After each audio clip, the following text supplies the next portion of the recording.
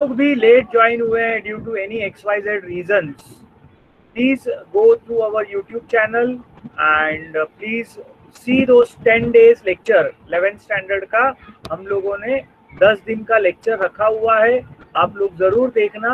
that will help you out to understand the basics of 11th. Lecture को ध्यान से सुनोगे तो each lecture was approximately 1 hour 1.5 our.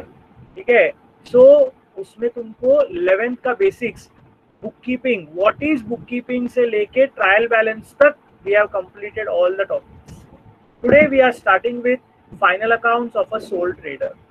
First of all, what is final accounts? So, final accounts is nothing but finalization of accounts. Now, what is finalization of accounts?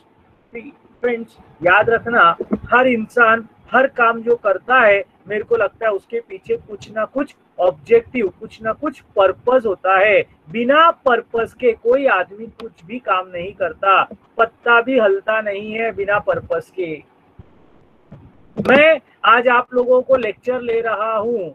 Of course I love teaching, that is one part, but my objective is not just loving, it's not just giving, it is earning. पैसा कमाना है मुझे, that is my what is called as core objective. क्योंकि जब तक मुझे fees नहीं आएगा, मैं मेरे टीचर्स लोगों का पेट नहीं भरेगा, मेरे स्टाफ लोगों का मैं सैलरी नहीं दे पाएगा, मेरे ऊपर आने वाला खर्चा मैं सहन नहीं कर पाएगा. तो मेरा कोर ऑब्जेक्टिव है टू अर्न. तुम लोग सब यहाँ पर शाम को 6 बजे को सोचो मैं कितना बड़ा, क्या बोलते हैं, कैसा इंसान है, विलन इंसान हूँ कि तुम लोगों को मैं शाम को 6 बजे को मेरा भाषण सुनाने के लिए बिठा रहा हूँ. नहीं तो शाम को 6 बजे तो घूमने का टाइम होता है, नहीं क्या? और वो बीके का लेक्चर है तो फिर उसमें तुम लोगों को ऑप्शन कम है, तुमको आना पड़ता है. गाली देते रहेंगे बहुत तुम लोग, पर अपने पास ऑप्शंस कम थे. सुबह 8 बजे को मैं लेक्चर लेने को तो आई वॉज रेडी, बट कुछ कॉलेजेस में एग्जाम से 18th तक, इसीलिए हम लोगों को ये शाम का एडजस्टमेंट करना पड़ा. डोंट वरी, वैसे भी लॉकडाउन है तो लोग उतना ज़्यादा बाहर घूमने को नहीं निकल रहे. My dear friends, but I have seen students.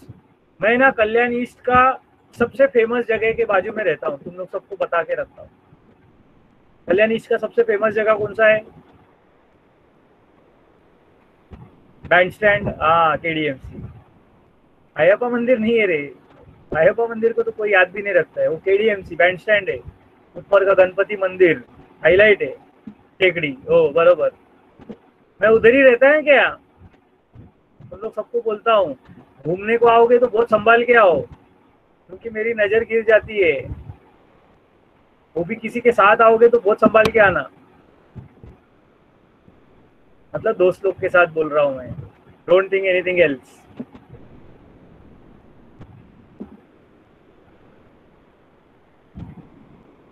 सो मैं देखता हूँ, मतलब कोलसावाड़ी में क्या हलचल हो रहा है ना, ऐसा मैं घर के बाहर जाएगा तो मेरे को दिखता है. और दूसरा मेरा एक बहुत बड़ा शौक है, वो है रनिंग का. तो मैं भागते भागते किधर भी दिख जाता है किसी को भी.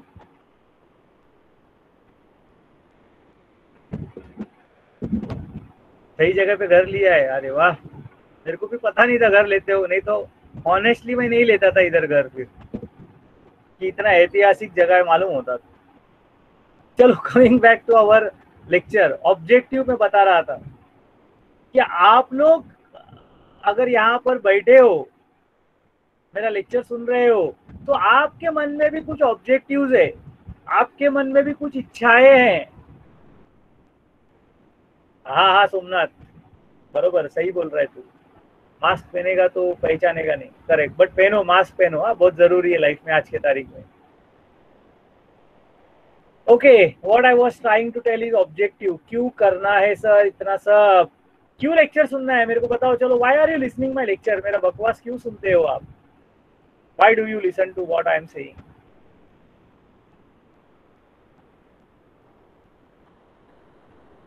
कुछ पर्पस, कुछ कारण है. करियर इंपॉर्टेंट है, gain knowledge, yes yes, very good. To learn, to gain knowledge important है। Perfect perfect.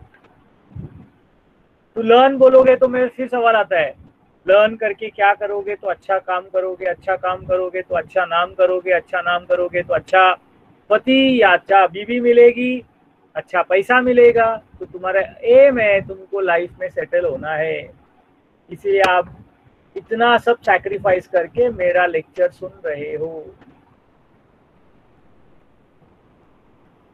हाँ, सीखने को मिलता है। Right right right. So my dear friend, जैसे सब लोगों का, और ये ऑब्जेक्टिव का क्लैरिटी तुमको जितना मिलता है ना, उतना तुमको इंटरेस्ट आएगा। तुम मेरा बात मानते हो कि नहीं आई डोंट नो, बट ये फैक्ट है कि ना कुछ लेक्चर्स के लिए तुम्हारा मन अपने आप करता है, अरे यार ये लेक्चर है, चल अपन लेक्चर बैठते, मजा आता है। कुछ लेक्चर्स हुआ ना यार, कभी खत्म होएगा यार, बहुत कंटाला आ रहा है, अभी तो 5 ही मिनट हुआ है, 20 मिनट से बैठा है मैं, है ना। वो there are so many factors why that happens. तो जैसा अपने को ना रोज सुबह, और मेरे घर पे भी ये स्टोरी रोज का है कि 5:30 बजे मैं मेरा बेटी लोग को उठाने का कोशिश करता हूँ। मेरी बेटियां छोटी है, मतलब one is 10 years old, other is 7 years old, वो छोटी है उस हिसाब से, बट मैं उनको सुबह 5:30-6 बजे उठाने का कोशिश करता हूँ। ठीक है, घर पे दंगे तो होते रहते हैं, तुम्हारे इधर भी होते रहेंगे ना। 5:30-6 o'clock, तुम बोलोगे यार ये तो आदमी वो दंगल पिक्चर का बापू जैसा है ना। But I really seriously try. 6 बजे, 5:30 बजे कोशिश चालू होती है, 6:30-7 बजे खत्म होती है। अब उसके बाद हम लोग वॉकिंग रनिंग करते हैं, जो लोग भी देखते हैं मेरे को रोड पे उन लोगों को मालूम है, मैं मेरे बेटी लोग के साथ, my wife also goes for a walk. ठीक है, आई टेक देम जबरदस्ती। ऑब्जेक्टिव इज गुड हेल्थ, कि बाबा तबियत अच्छा रहेगा। आज गाली देंगे वो लोग, पक्का गाली देते रहेंगे, बहुत मन में बहुत जबरदस्त गाली देते रहेंगे, बट जब लाइफ अच्छा होगा तब उन लोग बोलेंगे यार अच्छा है, बरोबर है, करेक्ट है, जो हुआ अच्छा हुआ। So what I was driving the point is, हर चीज का ऑब्जेक्टिव जितना क्लियर होगा, वही तुम सोचो, रोज सुबह उठने को अपने को 5:30 बजे तकलीफ होता है, लेकिन अगर पिकनिक रहेगा तो तुमको बोला कल सुबह 4 बजे अपने को निकलने का है, तो क्या होएगा? 3:30 बजे उठ के बैठोगे, I am ready, come on let's go. Yes, हाँ, कारण ते आतमधून येतं, एक अलग ही जोश रहता है। Picnic,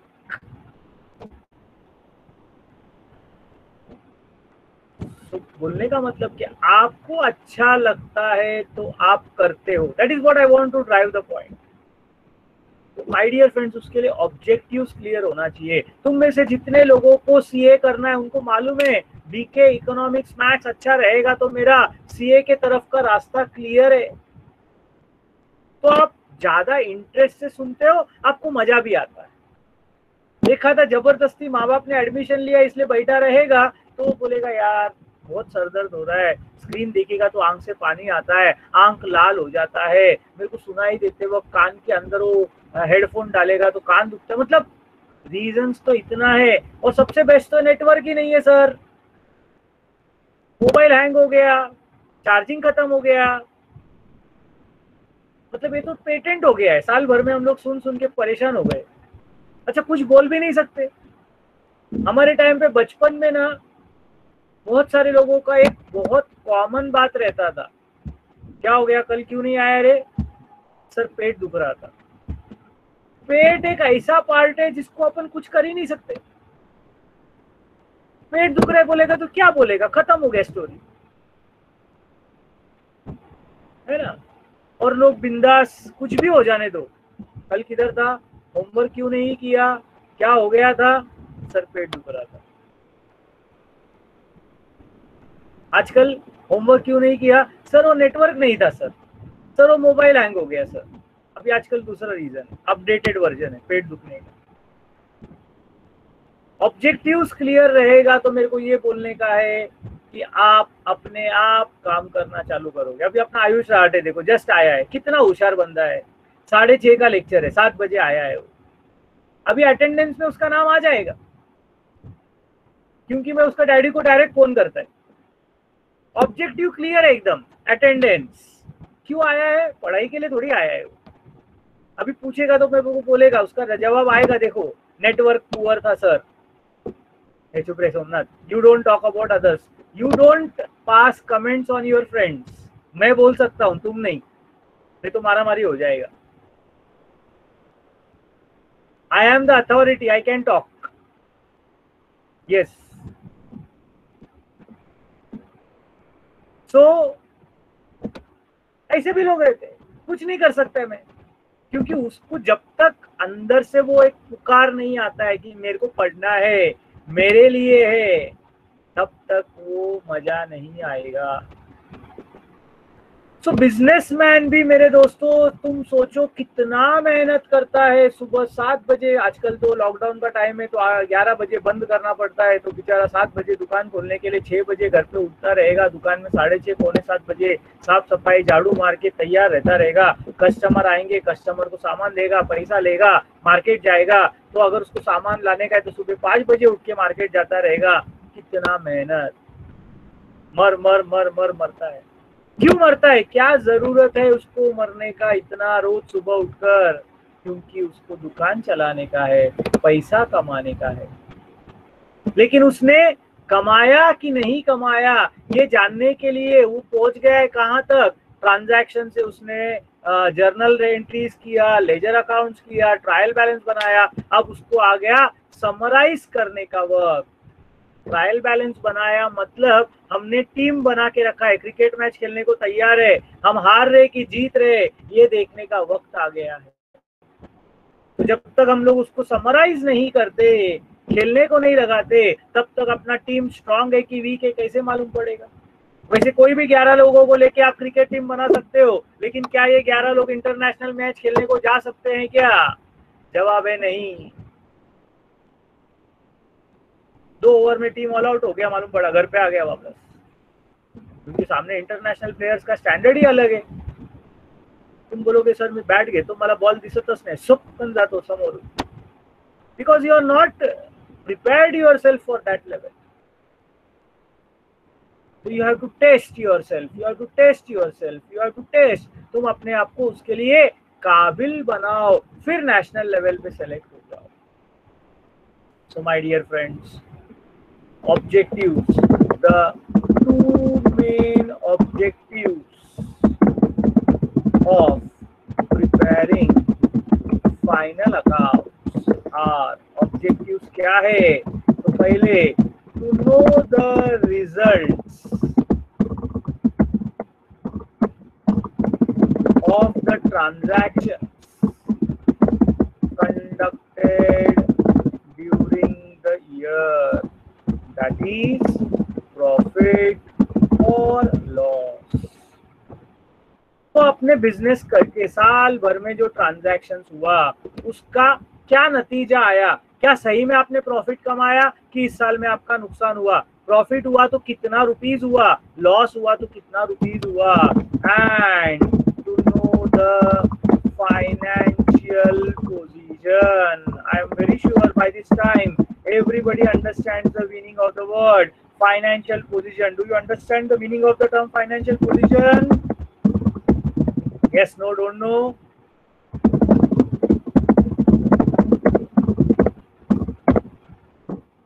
Profit loss is an annual event, my dear friends.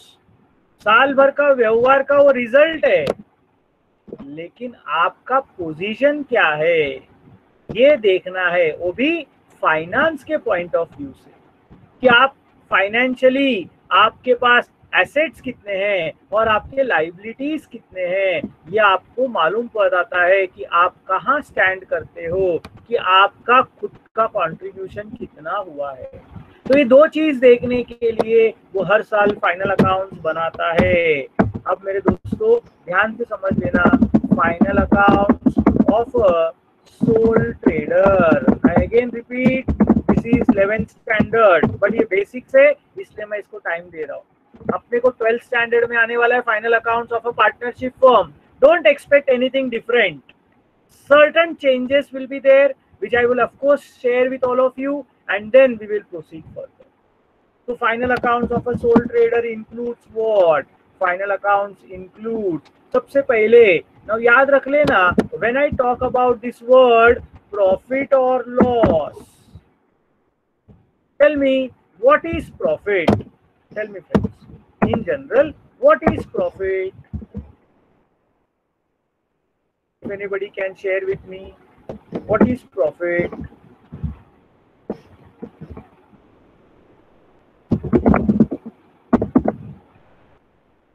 Revenue minus expense, बचपन से अपन ने सीखा है, it is selling price minus cost price. Marathi medium वालों ने यही सीखा है, खरीदी कीमत अधिक नफा बरोबर बिक्री कीमत। खरीदी कीमत is nothing but cost price, नफा इज नथिंग बट प्रॉफिट, तो बिक्री कीमत is nothing but selling price. तो प्रॉफिट क्या है? Selling price minus cost price. कोई चीज अगर दुकानदार 10,000 रुपए में खरीद के लाता है और उसको समझो 16,000 रुपए में बेचता है, तो उसको बोलते हैं 6,000 रुपए का फायदा हुआ। सामान खरीद के बेचा, सामान खरीद के बेचा, खरीदना और बेचना, इसको हम लोग बोलते हैं बिजनेस, या इसको बोलते हैं ट्रेड। हमने सामान खरीदा 10,000 रुपए में, लेकिन उसको बेचा हमने 16,000 रुपए में, तो हम लोग बोलते हैं प्रॉफिट हुआ 6,000। लेकिन मेरे दोस्तों, दुकान में याद रखना, ये सादा भाजी वाला है, सब्जी वाला है, जो रोड पे खड़े रह के सब्जी बेचता है। सुबह जाके 5 बजे मार्केट में जाता है, सामान खरीदता है और उसको लाकर दुकान में 10,000 में लेके आया, 16,000 में दिन भर खड़े रह के बेचा, 6,000 रुपया प्रॉफिट शाम को गिना। लेकिन दिन भर वहां खड़े रहते वक्त उसको मान के चलो कि वहां पर एक उसने आदमी काम पे रखा हुआ है अपने दुकान पे, और वो आदमी को वो 1,000 रुपया पगार देता है। उधर खड़े रहने का है तो उसको भाड़ा देना पड़ता है, समझो 1,500 रुपया, और दिन भर में उसने नाश्ता किया, ठीक है, खाना खाया, रोड पर ही उसको घर पे जाने का कुछ मौका नहीं मिला, उसके नौकर के साथ उसने खाना खाया, 500 रुपया खर्चा हुआ। तो मेरे दोस्तों मेरे को बताओ, अल्टीमेटली मैं उसको अगर आपसे पूछता हूँ कितना रुपया फायदा हुआ, तो 6,000 में से उसने 3,000 रुपया खर्चा कर दिया है, तो उसको 3,000 रुपए का फायदा हुआ। तो प्रॉफिट 2 लेवल पे हमने कैलकुलेट किया है, ध्यान देना इस बात पर। प्रॉफिट हमने 2 लेवल पर कैलकुलेट किया है। पहला हमने वो प्रॉफिट कैलकुलेट किया, वो सिर्फ सामान खरीद के बेच रहा है, वो सिर्फ सामान खरीद के बेच रहा है। इस प्रॉफिट को हम लोग बोलते हैं टोटल प्रॉफिट, या टोटल शब्द को अकाउंटिंग भाषा में बोलते हैं ग्रॉस प्रॉफिट। और ये ग्रॉस प्रॉफिट कैलकुलेट करने के लिए हम लोग बनाते हैं something called as trading account. Trade म्हणजे व्यापार, सामान खरीद के बेचने के लिए होने वाला खर्चा जो होता है वो रिकॉर्ड होता है in the first account called as the trading account. बोलो, क्या ये शब्द का मीनिंग समझा क्या? Yes, no, don't no?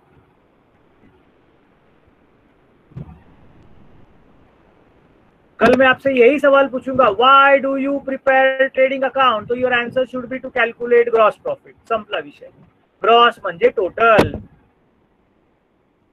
How do you do that? You compare all the goods transaction, जो सामान आया, परचेज हुआ, और जो सेल हुआ, उसको आप सिर्फ कंपेयर करते हो, लेकिन that is not your actual profit. What is your actual profit? Tell me. Your actual profit is rupees 3,000. This is called as net profit. बाकी का जो खर्चा होता है बिजनेस में, वो सब निकाल कर जो एक्चुअल बचता है वो फाइंड आउट करने के लिए हम लोग बनाते हैं something called as profit and loss account. This becomes the base, my dear friends. This becomes the base. तो जब हम लोग बोले कि बिजनेसमैन को रिजल्ट्स चाहिए, जैसे स्टूडेंट के लिए रिजल्ट क्या है, पास या फेल, वैसा बिजनेसमैन का रिजल्ट है प्रॉफिट या लॉस, लेकिन प्रॉफिट में दो प्रॉफिट है, ग्रॉस प्रॉफिट, नेट प्रॉफिट। तो ग्रॉस प्रॉफिट के लिए ट्रेडिंग अकाउंट, नेट प्रॉफिट के लिए प्रॉफिट एंड लॉस अकाउंट। और फाइनेंशियल पोजीशन जानने के लिए वो क्या बनाता है हर साल? वो बनाता है एक स्टेटमेंट। क्या बनाता है वो? एक स्टेटमेंट। उस स्टेटमेंट का नाम है बैलेंस शीट। ठीक है, तो फाइनल अकाउंट्स में तीन चीजें आती है when I talk about a sole trader: a trading account, a profit and loss account and a balance sheet. बोलो, is this clear with everyone?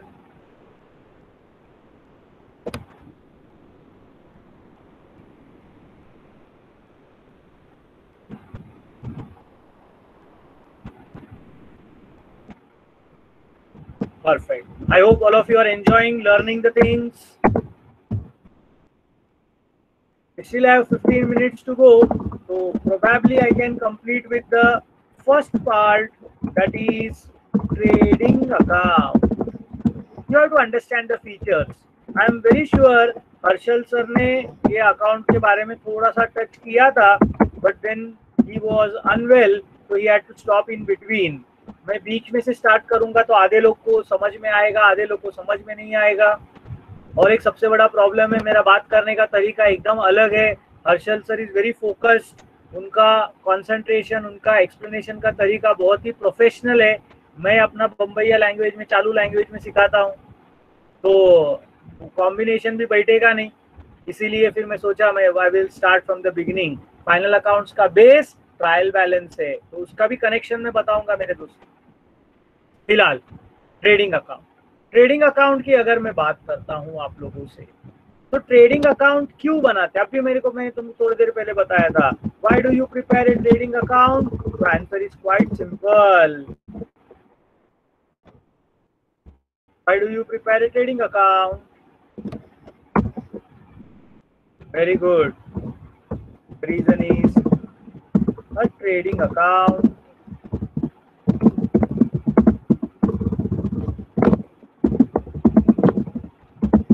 is prepared to calculate gross profit or gross loss of the business.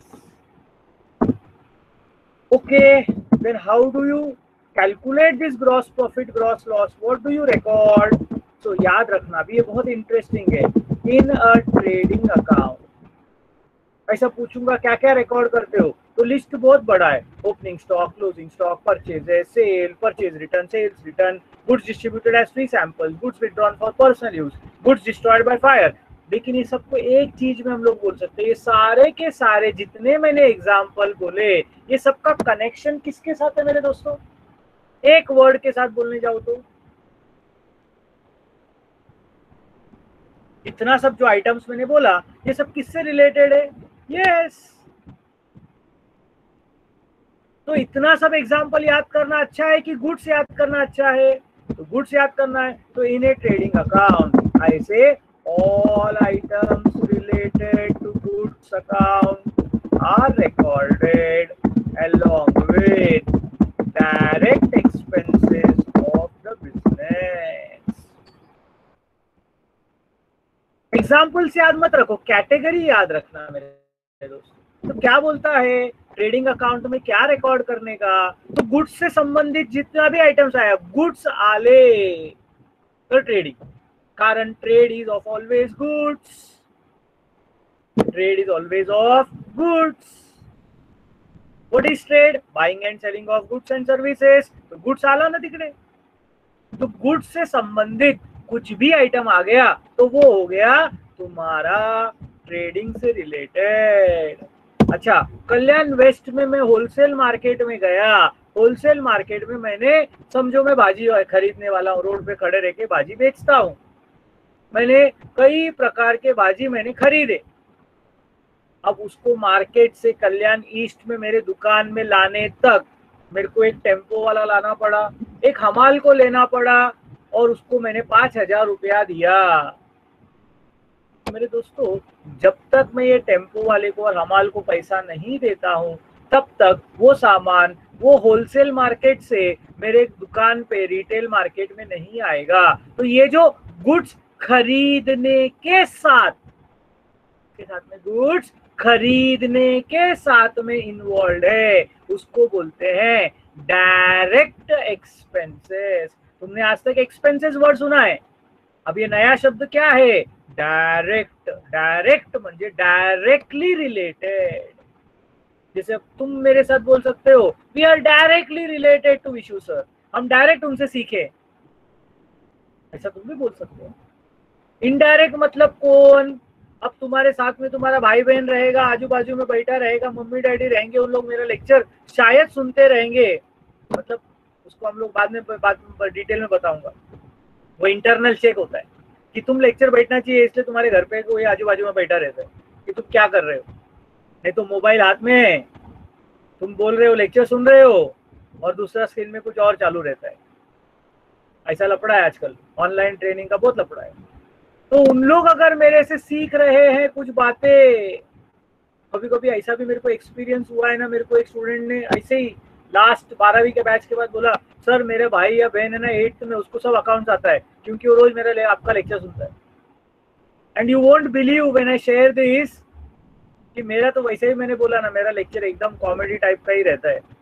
मेरी छोटी बेटी जो है ना, she is now in 3rd standard. मैंने ऐसा ही एक दिन क्लासरूम में बोला था, मैं आज कैसा अमर अकबर एंथोनी देखो पिक्चर बोला तुमको, अच्छा पिक्चर है, वैसा एक दिन मैंने बोला था इंग्लिश का फ्लवर पिक्चर देखो, तुम्हारे बैच में बोला था कि मैंने दूसरा कोई तो स्टैंडर्ड में। अगले दिन मेरे को मेरा बेटी उठ के बोलती है पापा हम लोगों ने भी अभी तक फ्लवर देखा नहीं। तो बोला तेरे को कैसे मालूम रे? नहीं वो कल तुम क्लास में बोल रहे थे ना फ्लवर, यानी मैं जब लेक्चर लेता हूँ ना, वो लोग दरवाजे के पीछे छुपे रहते हैं और सुनते मेरा लेक्चर पूरा, वो मेरे इनडायरेक्ट स्टूडेंट्स हो जाते हैं। समझता है क्या मैं सिखा रहा हूँ तुमको? लेकिन कई सारे लोग मेरा लेक्चर सुनते हैं। अच्छा मैं सिखाता कहाँ पर हूँ मालूम है क्या? वरांडा में बैठकर। तो मेरे बाजू में गैलरी है, कोई आजू बाजू में चलता रहेगा ना, मैं इतना जोर से चिल्लाता हूँ कभी कभी मेरे को मालूम नहीं, मेरे में ऐसा जोश आ जाता है, मैं बोलता हूँ खरीदी किया, खरीदी किया।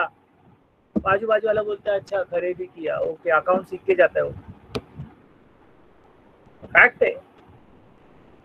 मेरे को कोई बोल के जाता है आम्हाला समजला, मी तुमच्या घराजवळ आलेलो, तुमचा लेक्चर चालू होता त्यावेळेला।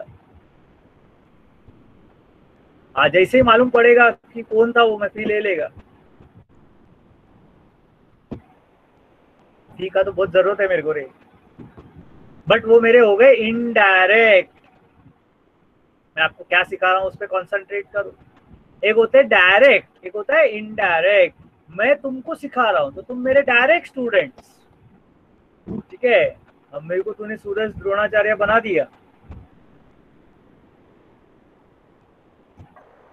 और जो लोग मेरे से ऐसे ही सीखते वो इनडायरेक्ट। तो गुड्स खरीदने के लिए जो अपन खर्चा करते वो डायरेक्ट एक्सपेंस, लेकिन दुकान में आने के बाद मैंने बोला किसी को पगार दिया, रेंट दिया, रिफ्रेशमेंट दिया, पोस्टेज का खर्चा किया, कुछ और सन्ड्री एक्सपेंसेस हुआ, वो सब मेरे indirect expenses. I hope you all are getting my point. So items related to goods account are opening stock, closing stock, purchases, sales, purchase returns, sales returns, goods destroyed by fire, goods distributed as free samples, goods withdrawn for personal use। तो ये सब चीज का मतलब क्या? All these items will be recorded in which account? It will be recorded in trading account. All this will be recorded in trading account. Direct expenses are those expenses which are related to purchase of goods or production of goods। वो सारा खर्चा जो सामान खरीदने से या सामान बनाने से संबंधित है उसको हम लोग बोलते हैं डायरेक्ट एक्सपेंसेस। फॉर एग्जाम्पल सामान खरीदने से हम लोगों को क्या देना पड़ता है? ट्रांसपोर्टेशन। उस ट्रांसपोर्टेशन को हम लोग बोलते हैं कैरेज इनवर्ड्स। क्या नाम देते हैं मेरे दोस्तों? Carriage inward. आतमध्ये येणारा सामान तो आपला डायरेक्ट एक्सपेंस किंवा फ्रेट इनवर्ड्स। किसी ने मेरे को उस दिन पूछा था, इम्पोर्ट ड्यूटी, सामान खरीदते वक्त होने वाला खर्चा, या पहले के जमाने में होता था ऑक्ट्रॉय ड्यूटी। तो मेरे दोस्तों ये सब मेरे परचेज से रिलेटेड है। प्रोडक्शन जहां पर होता है उस जगह को हम लोग बोलते हैं फैक्ट्री। प्रोडक्शन होता है उस जगह को क्या बोलते हैं? फैक्ट्री। तो ऑल फैक्ट्री एक्सपेंसेस, फैक्ट्री में जो लोग काम करते हैं उन लोगों को जो पगार मिलता है उसको बोलते हैं वेजेस। इसके अलावा मेरे दोस्तों और भी आता है, जैसे पॉवर एंड फ्यूएल। नाव ऐकलंय ना, पवार आणि Phule, power and fuel. Then we can have something called as coal, gas and water. Factory में यूज होने वाला चीज है। आप में से जितने लोगों को याद रहेगा, रॉयल्टी ऑन प्रोडक्शन या रॉयल्टी पेड जिसको बोलते हैं, these are all our direct expenses. Can you remember these examples? Recollect कर रहे हो क्या? ट्रायल बैलेंस में सब चीज सिखाया था। Factory rent, factory lighting, factory ये आ गया तो सब वो डायरेक्ट एक्सपेंस में आएगा। मेरे दोस्तों ये 4 पॉइंट अगर आप याद रखते हो तो आपका ट्रेडिंग अकाउंट तैयार हो जाता है। ट्रेडिंग अकाउंट कैसे दिखता है अगर अपन इसकी मदद से बनाए ट्रेडिंग अकाउंट? ये बनाते वक्त आपको पेंसिल और स्केल से यूज करना है।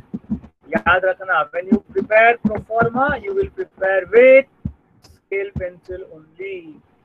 In a trading account, though it is a ledger account, my dear friends, इसमें डेट कॉलम नहीं होता, इसमें डेट कॉलम और एलएफ कॉलम नहीं होता, सॉरी जेएफ कॉलम नहीं रहता है। कारण फाइनल अकाउंट्स हम लोग साल भर के लिए बनाते हैं। We prepare final accounts for the entire year, so it doesn't have any date. It always says for the year ended. जो रहेगा ईयर एंडिंग वो हम लोग रिकॉर्ड करते हैं। On the debit side we have particulars, rupees is inner column and outer column. I will explain you why is that used. For internal calculations, we use the inner column, whereas the most important column for us is the outer column. हमारे लिए ज्यादा important कौन सा column है? Outer column. आप एक ही column से भी बना सकते हो, लेकिन बीच बीच में अपने को इनर कॉलम का जरूरत पड़ेगा। क्यों जरूरत पड़ेगा हम लोग देखते हैं। तो सबसे पहला ओपनिंग स्टॉक, ये ट्रेडिंग अकाउंट के डेबिट साइड में आएगा, ठीक है। इसके अलावा इधर आएगा टू परचेजेस। अब देखो इनर कॉलम का मेरे को क्यों जरूरत पड़ा? क्योंकि I have to deduct purchase return. क्या माइनस करना है मुझे इसमें से? Purchase return. वैसे क्रेडिट साइड में आएगा बाय सेल्स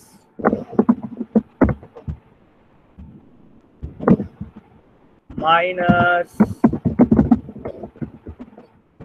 सेल्स रिटर्न।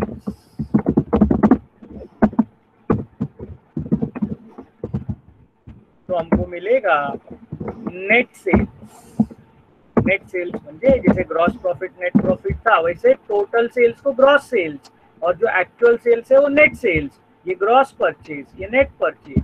धीरे धीरे हम लोग शब्दों को यूज करेंगे। इसके अलावा सारा डायरेक्ट एक्सपेंसेस जो मैंने बताया था, everything will be debited. Nominal account का रूल ही है, सारा डायरेक्ट एक्सपेंसेस खर्चा होगा, डेबिट होगा। वो जितने गुड्स के एग्जांपल्स थे, goods destroyed by fire, goods distributed as free samples, goods withdrawn for personal use।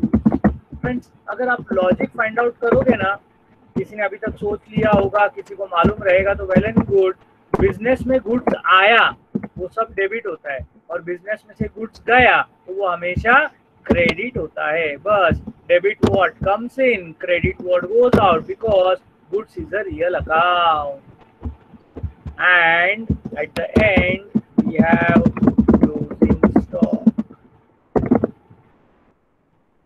तो बोलेगा सर क्लोजिंग स्टॉक में कैसा गुड्स जा रहा है? ये साल से गुड्स अगले साल जाएगा तो क्लोजिंग स्टॉक बोलते हैं। इस साल का क्लोजिंग अगले साल का ओपनिंग स्टॉक बनता है। तो ओपनिंग में गुड्स आ रहा है इसलिए डेबिट, क्लोजिंग में गुड्स जा रहा है इसीलिए क्रेडिट। समझा क्या रे? Yes, no, don't know? And I repeat again, because you know all these things, I'm just moving a little bit faster than my regular speed. तो जब आप टोटल कैलकुलेट करोगे हमेशा क्रेडिट का टोटल ज्यादा आएगा, हमेशा टोटल का क्रेडिट ही ज्यादा आएगा, क्योंकि इधर ज्यादा आइटम्स है इसलिए नहीं, क्योंकि इधर सेल्स है और सेल्स हमेशा ज्यादा होता है। और जो डिफरेंस बचेगा that is your gross profit. Star mark in accountancy always indicate balancing figure. Star mark क्या इंडिकेट करता है? Balancing figure. ये जो येलो मैंने मार्क किया मतलब ये इधर का टोटल ज्यादा था, इसका मतलब है बैलेंसिंग फिगर है, ये हमने कैलकुलेट किया। बोलो मेरे दोस्तों, ट्रेडिंग अकाउंट प्रोफॉर्मा क्या बोला, सबको समझा क्या?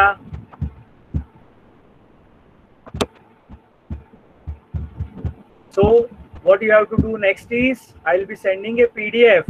ठीक है, those who don't know, those who have joined new, मैं इसका PDF अपने WhatsApp ग्रुप में भेजूंगा। आपको ये लिखना है, लिखते वक्त सिर्फ ध्यान रखो कि वो जो कॉलम्स है वो आप पेंसिल से बनाओगे, लाइंस जो बनाओगे पेंसिल से बनाओगे, बाकी सारी बातें आप लोगों को पेन से लिखना है।